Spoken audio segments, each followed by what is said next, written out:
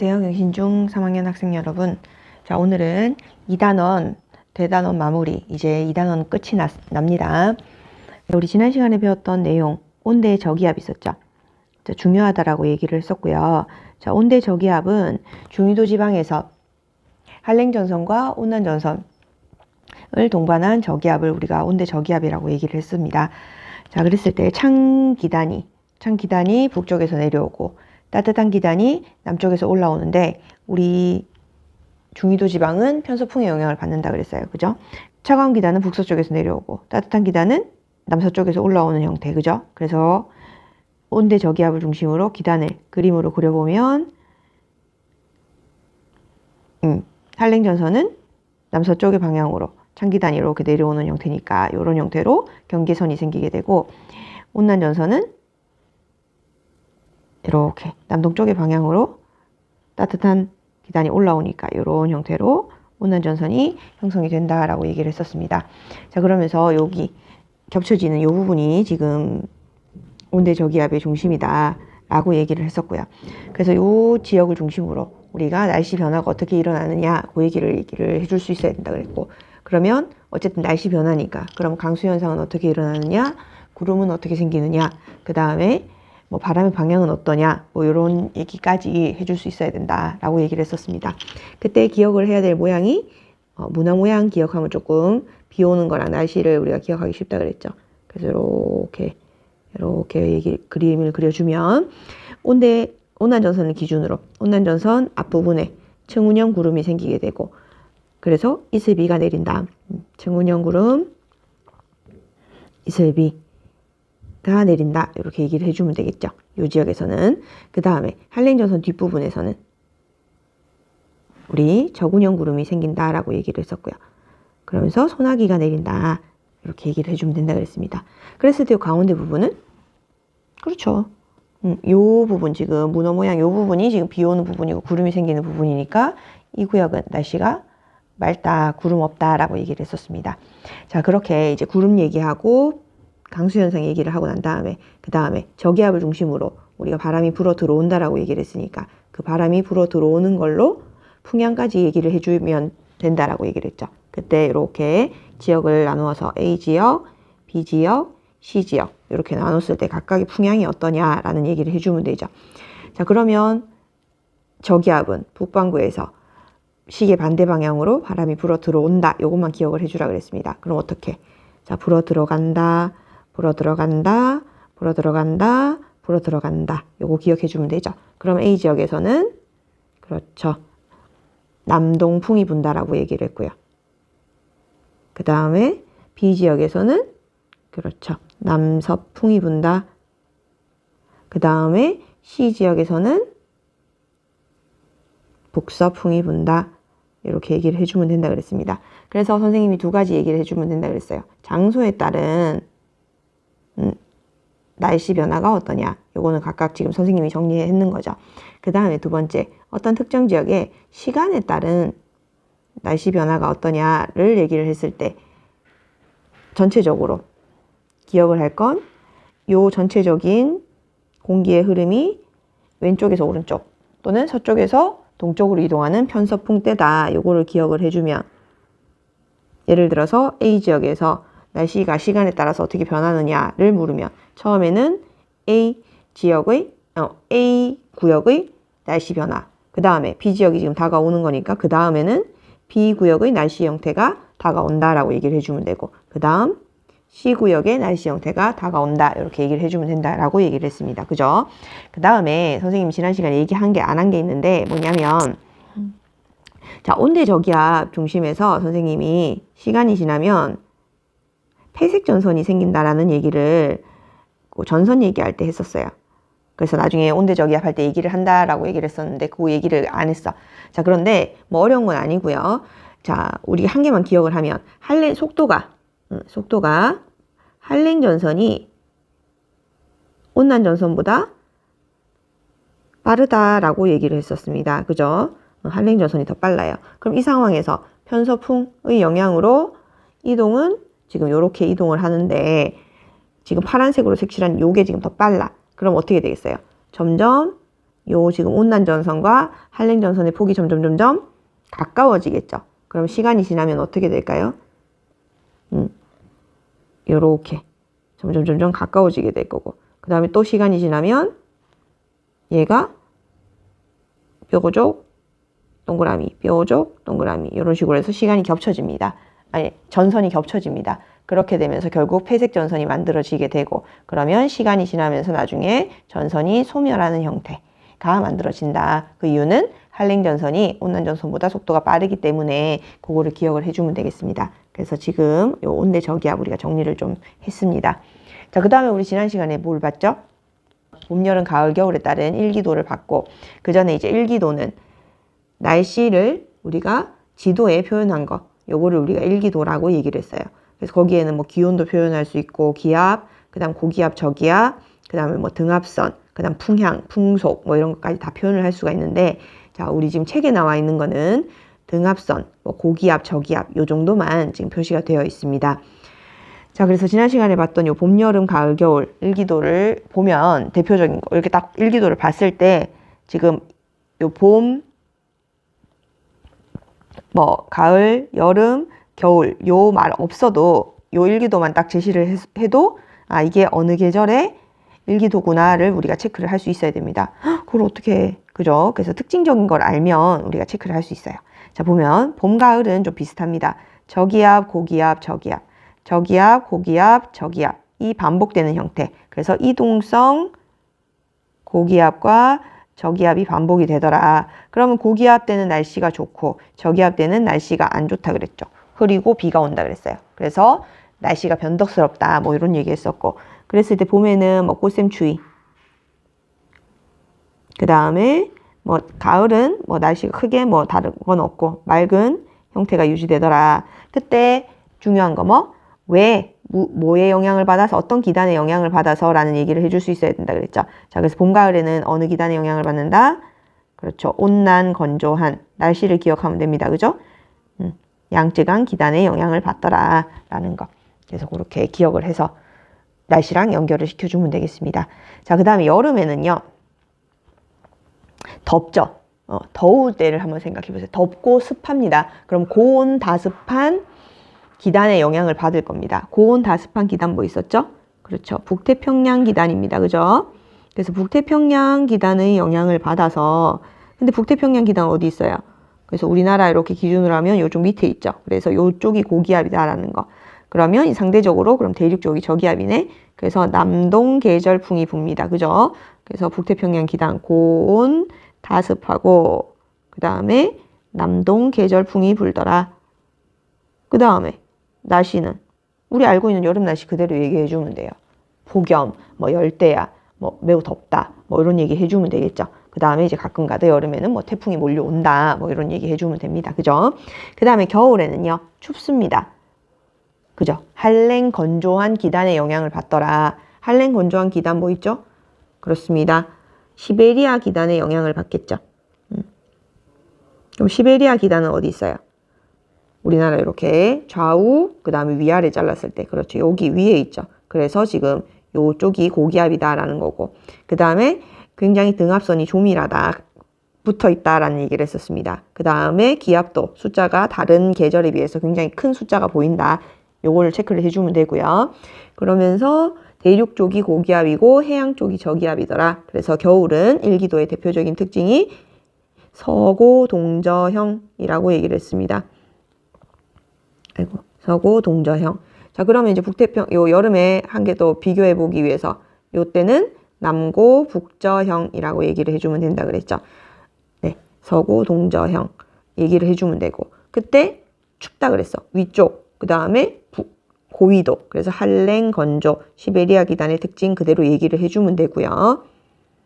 그 다음에 이쪽이 고기압이고 이쪽 서쪽, 동쪽이 지금 저기압 쪽이니까 대륙에서 해양 쪽으로 부는 북서 계절풍이 불더라. 그 다음에 나머지는 겨울 날씨 그대로 얘기해 주면 되죠. 어떤 날씨예요? 폭설이 내리기도 하고 한파가 닥치기도 하고 뭐 이런 식으로 얘기를 해주면 됩니다. 그 다음에 또 추가적으로 선생님이 얘기했던 게 태풍이 몰려올 때, 그때는 열대 저기압의 영향을 받아서 그때의 일기도를 보면 등압선이 어떻다? 굉장히 저기압이 조밀한 동심원 모양의 등압선이 일기도에서 보이면 요거 지금 우리나라 남쪽에서 이런 게 보이면 태풍이 몰려오고 있구나, 이렇게 정리를 해주면 된다 그랬습니다. 자, 그래서 지난 시간에 우리가 온대 저기압을 중심으로 해서 날씨가 어떻게 변하느냐 이런 얘기를 했었고요. 그 다음에 그 날씨를 지도에 어떻게 표현하느냐, 그걸 일기도라고 얘기를 했고, 그 일기도를 보고 각각의 계절의 날씨의 특징을 정리를 했습니다. 자, 그럼 이번 시간에는 90페이지부터 93페이지까지 이제 2단원 마무리 문제로 정리를 한번 해보도록 하겠습니다. 90페이지입니다. 자, 항상 단원이 끝나면 맨 위에 우리 지금 마인드맵 이렇게 나오는데, 항상 마인드맵을 이제 정리를 좀 해놔야 됩니다. 자, 1단원 선생님이 마인드맵 뭐 따로 찍어서 올리라고 얘기는 하지 않았지만, 1단원도 그 책에 나와 있는 마인드맵 기본 골격을 가지고 마인드맵 정리를 해서 파일에다가 꼽아 놔야 됩니다. 2단원도 마찬가지. 자, A4 용지를 준비를 합니다. A4 용지를 준비를 해서 가로로 준비를 하세요. 이렇게 지금 모양처럼. 그 다음에 우측 위에다가, 여기 위에다가 3학년 몇 반, 몇 번, 이름 땡땡땡 이렇게 적으세요. 나중에 선생님이 또 검사를 할 거니까요. 자, 이렇게 해놓고 그 다음에 작년 책하고는 다르게 이렇게 기본으로 지금 틀이 나와 있으니까 마인드맵 그리기 좋죠. 선생님이 1단원하고 같이 계약하고 오프라인으로 선생님이 확인을 하겠습니다. 자, 마인드맵 그릴 때 좀 칼라로 정리하는 거니까 칼라로 그냥 대충 연필로 이렇게 쭉쭉쭉쭉 이렇게 하지 말고 좀 예쁘게 정리를 좀 할 수 있도록 하세요. 알겠죠? 책에 있는, 최소한 책에 있는 색깔만큼은 좀 표시를 할 수 있도록. 자, 그렇게 합니다. 자, 그 다음에 90페이지 밑에 용어를 활용해서 문장을 완성해 보자, 요 부분이 있는데, 자, 요거 하기 전에 항상 요 용어를 한번 보세요. 꼼꼼하게 공부를 해가면서 문제를 풀 수 있도록 그렇게 한번 해보도록 합시다. 자, 지난 시간에 선생님이 문제 풀어오라 그랬는데 다 풀어도 되겠죠? 자, 그러면 차례대로 한번 가보도록 합시다. 자, 위로 올라갈수록 기온이 낮아지고 기상현상이 나타나는 층. 자, 여기 지금 1번은 기권의 층상 구조를 얘기를 합니다. 그죠? 위로 올라갈수록 기온이 낮아지는 층이 두 층.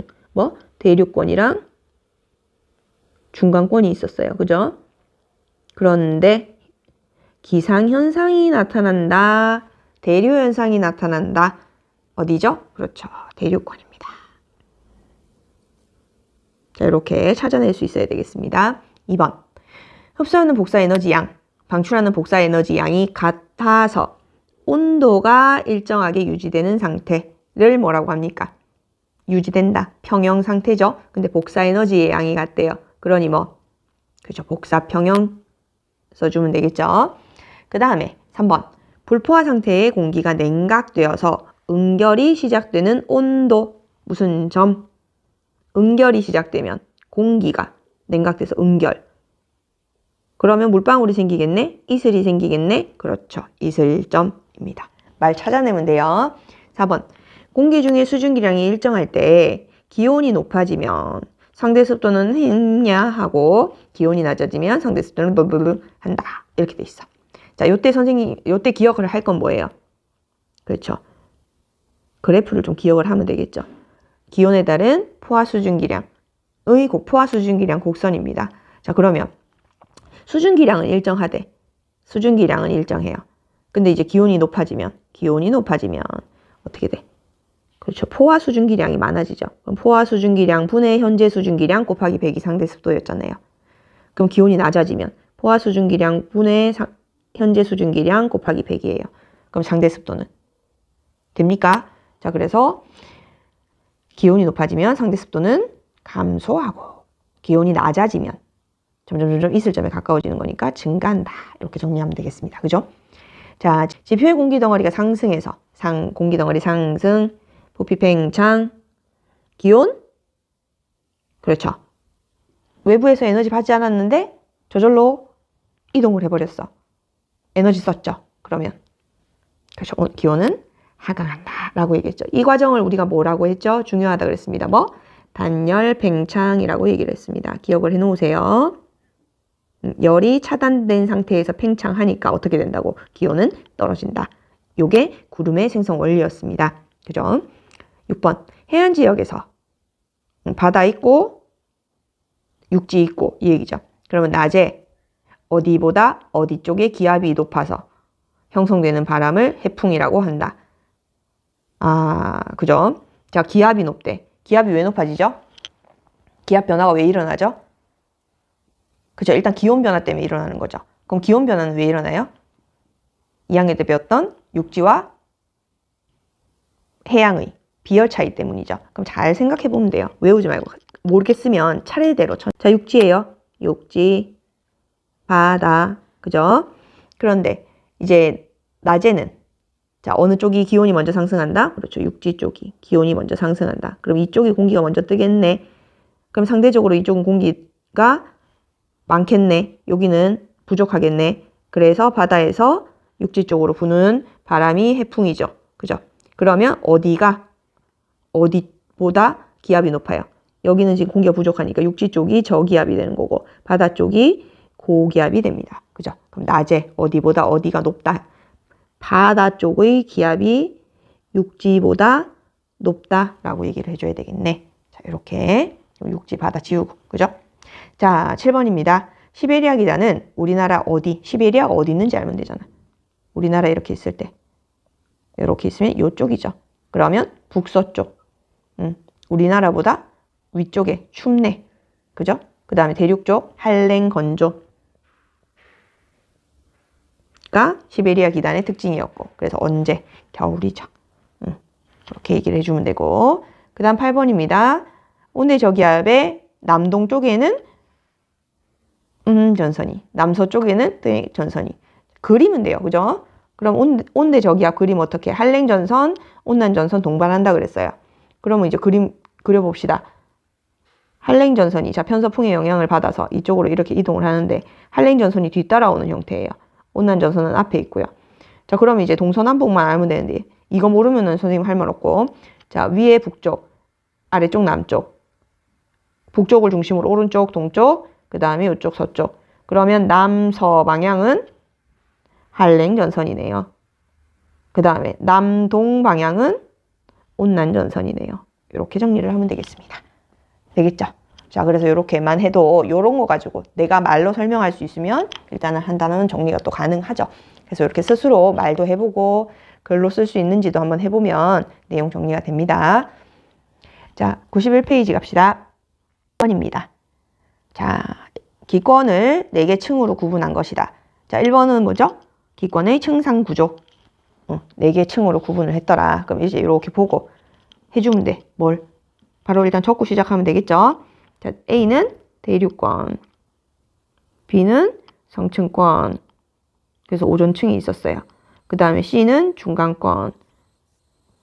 근데 이제 수증기가 대류는 일어나지만 수증기가 부족해서 기상현상은 일어나지 않는다라고 얘기를 했고 그 다음에 유성이 떨어진다 뭐 이런 얘기 했었고요. 그 다음에 D는요. 열권. 그래서 오로라가 나타나는 구간이다 뭐 이런 얘기 했었죠. 자, 그러면 밑에 다 있죠? 자, 그래서 그 차례대로 보면요. A에서는 기상현상이 일어난다. 맞고 B에서는 대류가 활발하게 일어나는 게 아니죠. 안정한 층입니다. 그죠? 그래서 오존층이 있어서 태양에너지를 흡수해서 온도가 점점 올라가더라. 그래서 제트기류 비행기가 지나가는 층이다. 뭐 이런 얘기도 했었습니다. 그래서 유성은 주로 C에서 맞고 오로라 D에서 그 다음에 밤과 낮의 기온차가 가장 큰 층은요. 기온변화 가장 이거 모르겠는데요. 가 아니고 기온변화 가장 큰 층 보면 되죠. 어디예요? 그렇죠. D입니다. 자, 기권은 우리가 1000km까지라고 얘기를 했죠. 그런데 지금 요 그래프에서는 지금 100 조금 넘게까지 그럼 1000km 하면 쭉 이렇게 되니까 그렇죠. 기온차가 가장 큰 층은 D가 되겠습니다. 자, 2번 중요 표시 한번 합시다. 포화 수증기량 곡선이더라. 그러면서 여러 가지 조건에 지금 A, B, C, D, E의 수증기량이 나와 있습니다. 으로 오른 것은 자, A는 B보다 이슬점이 높다. 자, 그 다음 C는 D보다 상대 습도가 높다. 이슬점 파악해야 되고 상대 습도 파악해야 되고 D와 E는 포화 수증기량이 D는 E보다 포화 수증기량이 많다. 포화 수증기량 체크해야 됩니다. 자, 그럼 A는 이슬점 한번 봅시다. 일단 이슬점. 아까 한번 이슬점, 상대 습도, 포화 수증기량 한번 체크를 좀 해봅시다. 자, A, B, C, D, E 해서 자, A는 몇 도예요? 요 포화 수증기랑 곡선이랑 만나는 요 온도 읽어주면 되죠. 몇 도? 그렇죠. 25도. 그 다음에 B는요. 만나는 곡선 15도. C는요. 쭉 따라 내려가는 만나는 온도 내렸을 때. 그럼 15도. D도 마찬가지. 다 요거 15도입니다. 그죠? 그 다음 E는요. 온도 모르겠는데요. 쭉 내려가서 어쨌든 이렇게 내려가면 그림상에서는 있을 점에 도달하기가 힘든 영하 거의 영하 온도라고 보면 되겠습니다. 그죠? 자, 이렇게 얘기하면 되고 그 다음에 상대습도 한번 표현을 해봅시다. 수증기량 분의 현재 수증기량 곱하기 100 이게 상대습도예요. 그러면 A는요. 포화 수증기량 20 분의 지금 내 수증기량 20 100%죠. 그래서 지금 힌트는 이 포화 수증기량 곡선 위에 있는 점은 상대습도가 다 100%입니다. 그죠? 그래서 A, B 다 100%죠. 그죠? 그 다음 C는요. 20분의 10 곱하기 100이니까 50%. 자, 일단 뭐 식 한번 써볼까? C는 20분의 10 곱하기 100. 그럼 50%. 그 다음에 D는요. 요쯤이니까 뭐 한 28? 28분의 10 곱하기 100. 그죠? 28분의 뭐 약 D는 곱하기 100 이렇게 가면 되겠습니다. 그죠? 그 다음에 E는요. 지금 얼마인지는 모르겠지만 뭐 이렇게 5, 뭐 한 2.5? 뭐 그렇게 갈까요? 아니면 3 정도? 계산하기 쉽게 하기 위해서. 그러면 E는 20분의 포화수증기량 20분의 3 곱하기 100 이렇게 포화수증 아니 상대습도를 계산을 하면 됩니다. 그죠? 그러면 비교하면 되겠고요. 자, 그 다음 포화수증기량 비교하면 A는 포화수증기량 얼마? 20. 자, 다시 포화수증기량 자체를 한번 비교를 해보래요. A는요. 요 점 읽어주면 되죠. 20이고 그 다음에 B는요. 요 점 읽어주면 되겠네. 10이고요. 10 정확하게 얘기하면 그램 퍼 킬로그램. 그죠? 1kg 중에 몇 그램 있느냐 뭐 이렇게니까. 자, 다니는 선생님이 지금 생략하면서 얘기하고 있습니다. 자, C는 포화수증기량 얼마예요? 요 위에 요 온도에서의 포화수증기량 얘기해 줘야 되죠. 그럼 A, C, E는 A와 C와 E는 다 포화수증기량이 20g per kg입니다. 그죠? 그 다음에 D는요. 요렇게 올라가면 D는 28 뭐 약 그램 per kg 이렇게 얘기를 해주면 됩니다. 자, 그래놓고 비교해주면 되겠네. 자, A와 B는 누가 있을 점이 더 높아요? 그렇습니다. A가 더 높고요. C는 D보다 상대습도가 높다. 자, C와 D는 현재 수증기량은 같아요. 그죠? 근데 지금 D의 온도가 높으니까 포화 수증기량이 더 높네. 그러니 상대습도는 D가 낮겠죠. 그럼 C가 높겠네. 그렇게 가면 됩니다. 그죠? 그 다음에 D는 E보다 포화 수증기량 D는 28 정도, E는 20 정도니까 맞네. 그럼 다 맞네요. 여기서는. 그죠? 그래서 이렇게 포화 수증기량 곡선에서 우리가 있을 점도 파악할 수 있고 상대 습도도 파악할 수 있고 포화 수증기량이 얼마냐 여러 가지를 파악을 할 수가 있다 그랬습니다. 그죠? 그래서 요 그래프로 해석하는 방법 잘 익혀두도록 합니다. 자, 3번 봅시다. 자, 구름이 생기면 강수현상이 나타난다 그랬어요. 그죠? 자, 일단 구름이 어떻게 생긴다 그랬죠? 일단은 지표가 가열이 되면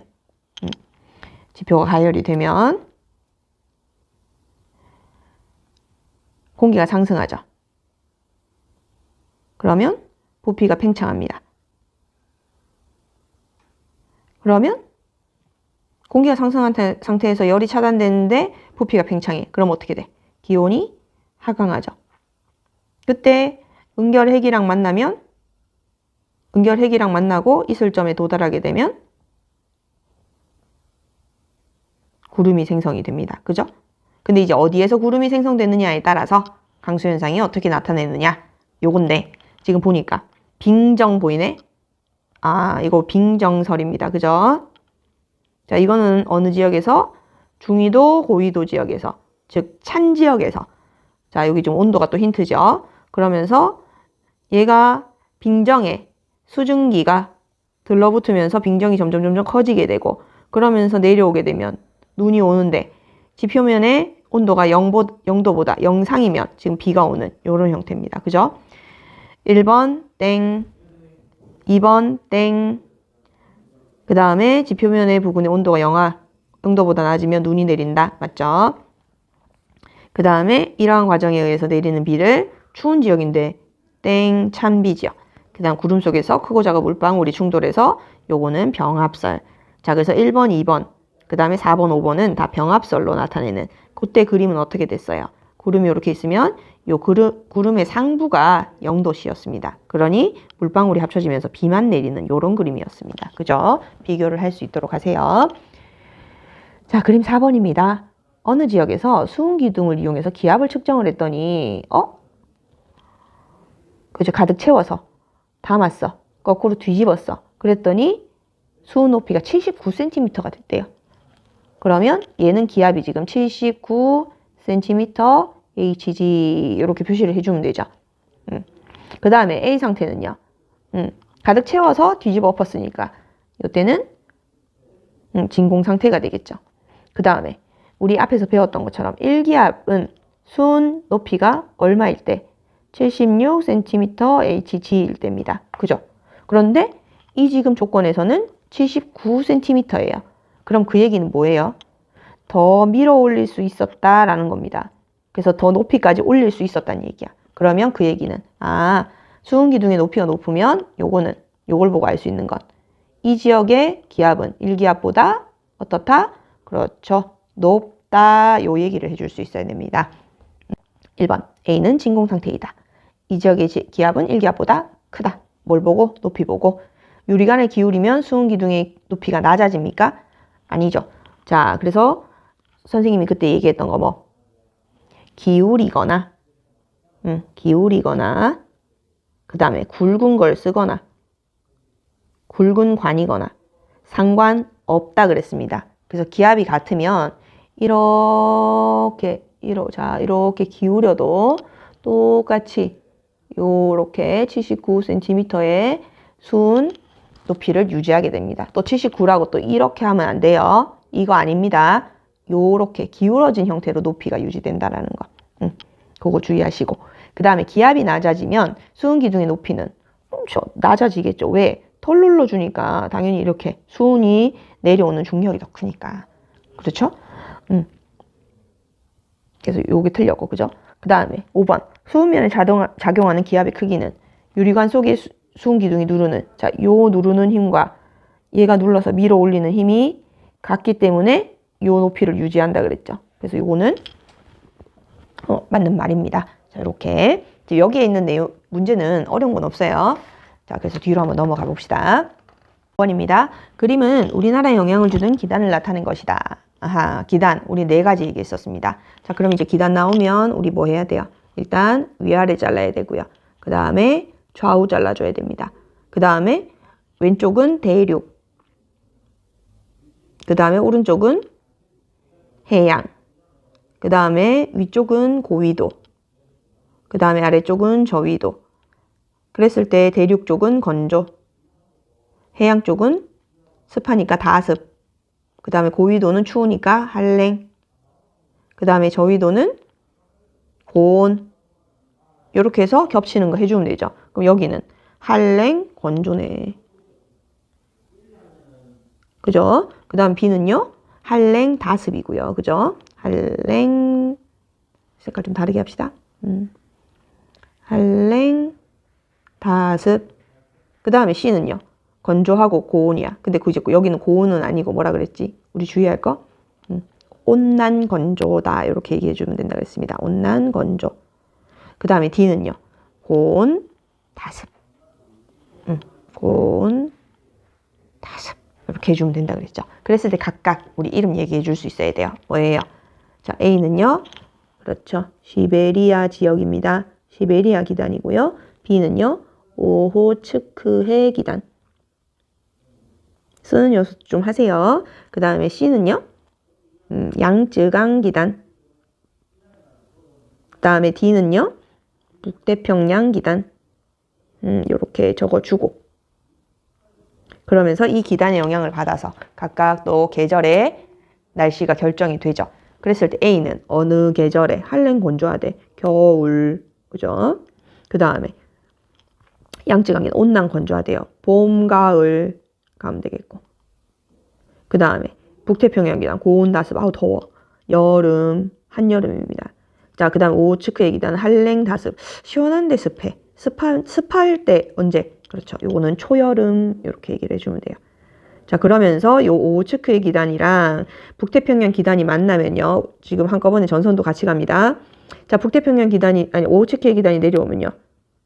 찬게 내려오니까 한랭 전선이고. 그 다음에 북태평양 기단이 올라오면 뜨거운 게 올라오니까 동글동글 온난 전선. 이게 우리나라에 이렇게 걸쳐지게 되면 어떻게 되겠어요? 이렇게 걸쳐지면 동글동글동글. 그 다음에 한랭 전선 뾰족뾰족뾰족. 그래서 요때 요렇게 전선이 생기면 뭐예요? 그렇죠. 정체전선. 요걸 우리나라에서는 장마전선이라고 얘기를 합니다. 그래서 초여름에 오호츠크의 기단이 세력이 세면 밑으로 파고드니까 초여름에 6월 말쯤 장마가 있더라라는 거. 이렇게 날씨랑 또 연결을 하면 되겠네요. 설명 다 했는데 그럼 그죠? 1번 A 어디 있어요? A 시베리아 기단이죠? 그러면 봄과 가을에 아니고 겨울에 그 다음 B가 뭐예요? 오호츠크의 기단이네. 한랭 다습. 그죠? 땡. 그 다음에 C는 요거죠. 양쯔강 기단. 고온 다습 아니고 온난 건조. 그 다음에 겨울철에는 C의 영향 아니죠. 겨울철에는 A의 영향으로 한랭 건조한 날씨. 여름철에는 D의 영향으로 폭염과 열대야가 나타난다. 이렇게 연결을 해주면 되겠습니다. 그죠? 자, 기단은 어려운 건 아니고 이렇게 정리할 수 있으면 다 나머지 설명을 할 수 있습니다. 자, 그럼 이랑 6번이랑 같이 연결을 좀 해놓으세요. 그래서 체크 이렇게. 그래서 어차피 기단이랑 뭐 날씨랑 여름, 겨울 뭐 이렇게 다 연결이 되니까 5번, 6번 연결해서 중요 표시해 둡니다. 자, 그림 가와나는 우리나라 여름, 겨울. 일단 힌트는 여름, 겨울이야. 여름, 겨울의 일기도를 순서 없이 나타낸 거래. 그럼 이제 우리가 해야 될 건 뭐예요? 어느 게 여름이냐? 어느 게 겨울이냐? 이 얘기를 해줄 수 있어야 돼요. 그렇구나. 자, 봅시다. 자, 여름철에는 남동계절풍이 분다 그랬어요. 남동계절풍. 그럼 남쪽이 고기압이어야 되겠습니다. 그죠? 그러면 이쪽이 고기압이고 이렇게 바람이 부는 여기가 여름철이 되겠네. 그죠? 남고 북저. 남고 북저 가면 되겠고. 그 다음에 그러면 이제 이쪽이 겨울인데 자, 겨울 보면요. 요쪽 북서계절풍이 붑니다. 요쪽 서쪽 대륙 쪽이 고기압이다. 여기에 볼 수 있고요. 그 다음에 등압선이 굉장히 촘촘하게 있다라는 거. 그 다음에 숫자가 굉장히 큰 게 고기압 쪽에서 보인다라는 거고요. 그때 이 겨울철의 일기도의 특징을 우리 뭐라 합니까? 서고 동저형이다. 이렇게 얘기를 해주면 되죠. 시베리아 기단의 영향을 받고요. 그 다음에 여름철에는요. 북태평양 기단의 영향을 받는다. 또 이렇게 얘기를 해주면 되겠죠. 자, 뭐 이 정도 얘기를 하면 되겠네요. 그죠? 그래서 기억. 가는 겨울, 나는 여름 맞고 가의 계절에는 북서계절풍. 그렇죠. 북서풍이 강하게 분다. 오케이. 그 다음에 나의 계절에는 이동성 고기압 저기압. 이동성 고기압 저기압 이건 뭐예요? 봄, 가을이네. 아니죠. 그죠? 자, 그래서 이렇게 정리를 하면 되겠습니다.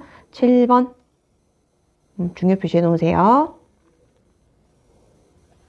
중요. 자, 어느 날 하루 동안의 기온과 이슬점의 변화를 나타내는 것이다. 자, 이제 기온 이슬점 그림 나오면 일단은 옆에다가 그림을 이렇게 하나 그리세요. 기온, 그 다음에 수증기량, 포화 수증기량 곡선 이렇게 같이 한번 그려봅니다. 아이고, 이렇게 대강 그려놓고 한번 봅시다.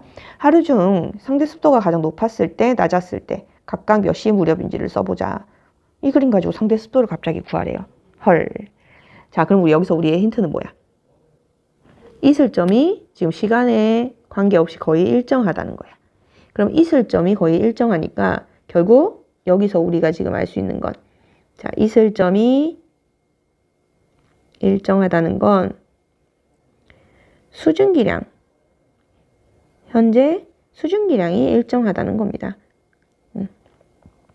자, 요거를 우리가 파악을 할 수가 있어요. 그러면 이제 기온하고 상관없이 지금 수증기량은 여기에서 일정하다 이 얘기입니다. 자, 그러면 상대 습도가 높다는 얘기는 이때는 포화 수증기량이 작다는 얘기죠. 그 다음에 상대 습도가 낮다는 얘기는 포화 수증기량이 크다는 얘기죠.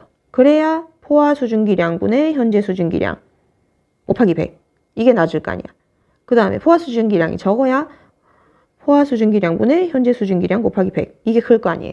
그러면 결국 상대 습도가 가장 높을 때라는 얘기는 결국은 이 얘기는 거꾸로 뒤집으면 다른 말로 바꾸면 기온이 가장 낮을 때랑 그렇죠. 문제를 바꾸면요.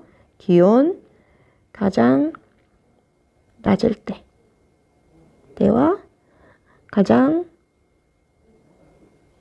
높을 때 이걸 묻는 겁니다. 그럼 언제예요? 상대 습도가 가장 높을 때, 기온이 가장 낮을 때 요때네. 그죠? 그러면은 새벽 한 6시 무렵? 6시 무렵.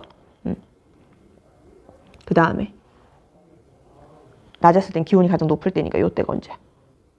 요때가. 그럼 14시 무렵 이렇게 얘기를 해주면 되겠습니다.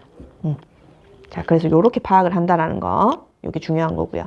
그 다음에 이날 지표 부근에 안개가 형성되었다. 그럼 몇 시 무렵일까? 왜 그렇게 생각했을까? 안개가 형성됐다는 게 뭐죠? 이슬이 맺혔다는 얘기예요. 이슬이. 그래서 지표면에서 생기는 구름이 안개고요. 그게 이제 상승해서 위에서 생기는 게 구름입니다. 그럼 지표면에서 안개가 생성됐대. 지표면에서 이슬점이 도달했다는 얘기입니다. 그죠? 지표면에서 기온이 이슬점에 도달했답니다. 그럼 뭐 찾으면 돼? 그렇죠. 기온이 이슬점에 도달한 요겁니다. 그러면 뭐라고 하면 돼요?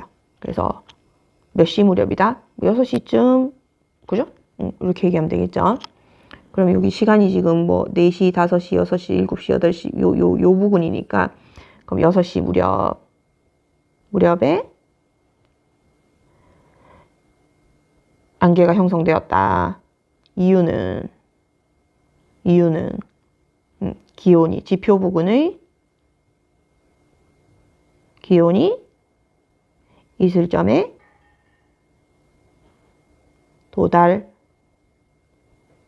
도달하였다. 이렇게 얘기하면 되죠. 그래서 이 부분은 그래프를 보고 우리가 해석을 하고 그 다음에 요 그림에는 없지만 요 기온에 따른 포화 수증기량 곡선을 이해를 하고 있어야 되는 부분이기 때문에 선생님이 중요 표시를 하고 설명을 했습니다. 요거는 앞에 우리 그림에 나왔었어요. 그죠? 기압의 작용을 알아보기 위한 실험 과정과 결과입니다.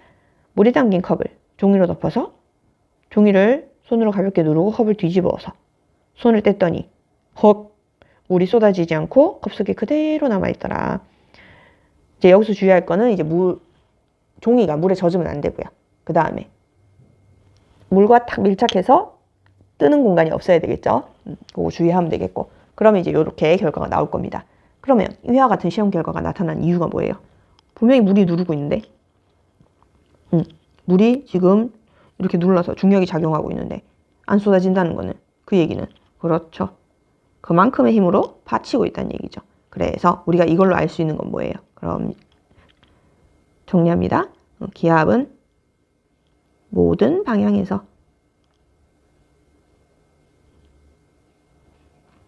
작용하고 있기 때문에 그래서 이렇게 얘기를 해주면 되겠죠. 그럼 작용하고 있기 때문에 조금 더 설명을 하면 아래쪽에서 위로 받쳐주는 힘이 작용한다. 그래서 물이 쏟아지지 않는다. 이렇게 얘기를 해주면 되겠습니다. 그죠? 자, 이렇게 정리를 하면 되겠습니다. 자, 그 다음 9번입니다. 또 한번 체크를 좀 해볼까요? 방향도 아느냐 모르느냐 뭐 이런 거니까 이렇게 체크 하나 해놓고 다음은 철수가 주말에 어느 바닷가로 여행을 다녀온 후 작성한 일기예일부이다. 낮에는 날씨가 맑고 햇빛이 매우 뜨거웠다. 바닷가래요. 일단 바닷가. 산책도 하고 조개도 잡았다. 낮 동안에는 서풍이 시원하게 불다가 해가 지고 난 후에는 바람이 잠잠해졌다. 밤에 갔더니 동풍이 불고 있었다 라고 되어 있습니다. 그럼 이제 바람의 방향 동서남북도 체크하면서 해풍이냐 육풍이냐도 같이 정리를 하란 얘기죠. 자, 갑시다. 자, 일단 육지입니다. 육지, 바다 이렇게 갑시다. 자, 낮에는요 어떻게 된다고? 육지가 뜨거워서 육지 쪽이 비열이 낮으니까 가열이 되고, 그러면 상승기류 탑니다. 그럼 이쪽이 저기압이라 그랬어요. 바다 쪽이 고기압이라 그랬습니다. 그러면 바다에서 육지 쪽으로 부는 해풍이 분다 그랬어요. 근데 바람은 불어오는 방향이라 그랬습니다. 그런데 낮 동안에 서풍이 시원하게 분다 그랬어요. 그럼 이쪽이 서쪽이고 이쪽이 동쪽이다라는 얘기입니다. 서쪽에서 불어왔다라는 얘기니까. 그럼 밤에도 맞는지 한번 봅시다. 그래서 밤에는요. 이번에는 육지가 빨리 식으니까 바다 쪽에서 상승기류가 작용을 하겠죠. 그러니 밤에는 육지 쪽에서 바다 쪽으로 불어나가는 육풍이 불 거고, 그랬더니 동쪽에서 서쪽으로 바람이 불어나가니까 동풍이 분다. 맞죠? 자, 그러면 나오네요. 1번. 바닷가를 기준으로 바다와 육지가 각각 어느 방향에 있습니까? 바다는 서쪽, 육지는 동쪽. 그래서 동풍, 서풍을 얘기해 줄 수 있는 겁니다. 자, 그 다음에 중요한 거 요거 기본 원리. 바닷가에서 낮에 서풍이 분 까닭은 바다와 육지의 가열, 냉각 차이로 설명을 해보래요. 비열은 이제 2학년 때 배웠으니까 이제 그 얘기는 기본 원리지만 빼고 가열, 냉각으로. 그럼 어떻게 얘기하면 돼요? 낮에는 선생님 안 적습니다. 알아서 적어보세요. 낮에는 육지가 바다보다 빨리 가열되므로 이렇게 얘기해 주면 되죠. 그래서 낮에는 육지가 바다보다 빨리 가열되므로 육지가 바다보다 상대적으로 기압이 낮아진다 이렇게 얘기해 주면 돼요.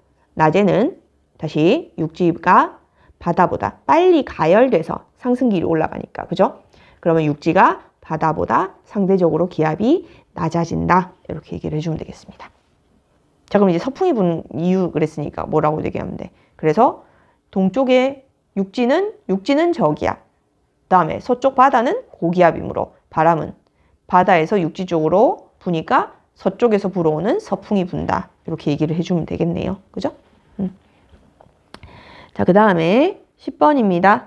그림은 어느 날 우리나라 부근에 위치한 온대저기압을 나타낸 것이다. 그랬더니, 그렇죠. 여기 한랭전선 있고 온난전선 있죠.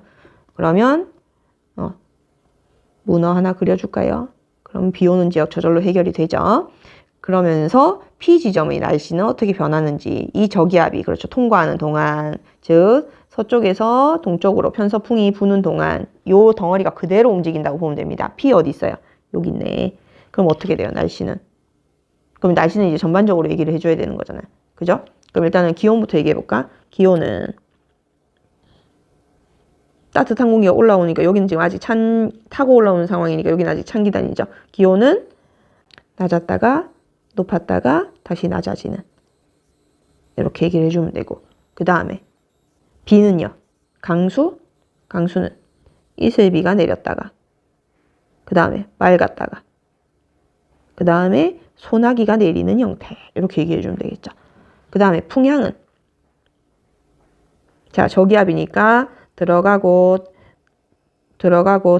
요거 일단 그려놓고 하면, 그러면 남서풍이 불다가, 그 다음에 남동풍이 불다가, 아니죠, 남동풍이 불다가 남서풍이 불다가 북서풍이 불더라.